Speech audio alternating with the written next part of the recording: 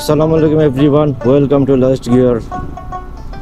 আমি আছি গ্রামে, আর গ্রামের ঠান্ডার সকালটা দেখেন, শীতের সকাল, প্রচুর কুয়াশা, যার মধ্যে এই যে এক আঙ্কেল বা দাদু যেই হবেন না কেন, চাদর মুড়া দিয়ে যাচ্ছে চা দোকানে চা খেতে, যেন চার আড্ডা দিচ্ছে।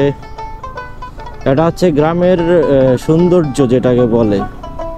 এই সময়টায় আপনার অনেকের বাসায় ধান উঠবে, ধান নিবে, ধান কাটবে, ধান রোদ দিবে, আবার তারা এই রোদের আশায় বসে থাকবে কখন রোদ উঠবে, আমার ধানগুলো শুকাবে, আজকে রোদ নাই, আজকে ধান সিদ্ধ করবো না।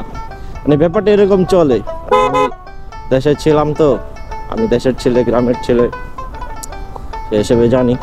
আর বিশেষ করে যারা পিচ্ছি আছে তাদেরকে সকাল সকাল উঠতে হইতো বক্তব্য দেওয়ার জন্য, বা উঠতে হয় এখনও। সকালবেলা হুজুর ডাকেন মসজিদে মাইক দিয়ে, তো ওই সময় ওঠাটা না খুব বিরক্তকর ছিল ছোটবেলায়, যেটা আমারও হইতো, বাট কিছু করার ছিল না। বাবা আমার রাগারাগি ছিল, মুক্ত হবে তো যেতাম আর কি।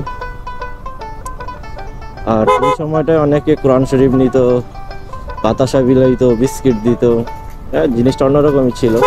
আর বিশেষ করে ধরেন স্কুলে যাওয়ার যে ব্যাপারটা, ঠিক আছে, শীতের মধ্যে স্কুলে যেতাম, পিটি করতে যেতাম, স্যাররা মারলে মাইরের ভয়ও পাইতাম, ঠিক আছে। তবে এই সময়টা পলানো হইতো সবচেয়ে বেশি। তবে শীতের মধ্যে পরীক্ষাটা ছিল আরেক রকমের পেইন।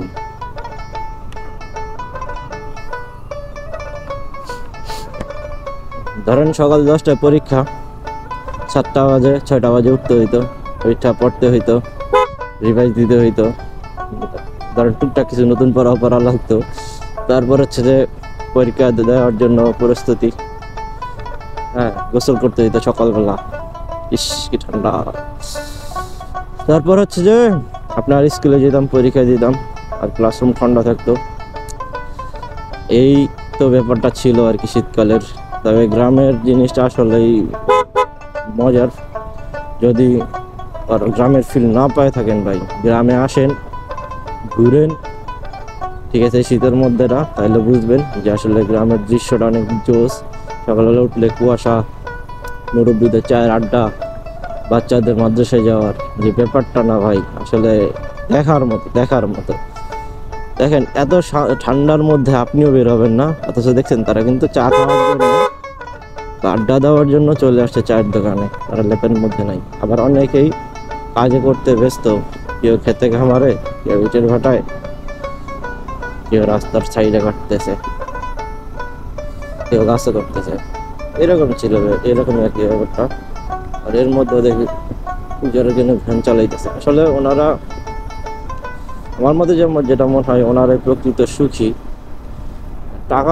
টাকা না থাকলে অনেকে সুখ জোটে না, বাট তাদের অনুযায়ী আমার কাছে যেটা মনে হয় ঠিকঠাক আছে।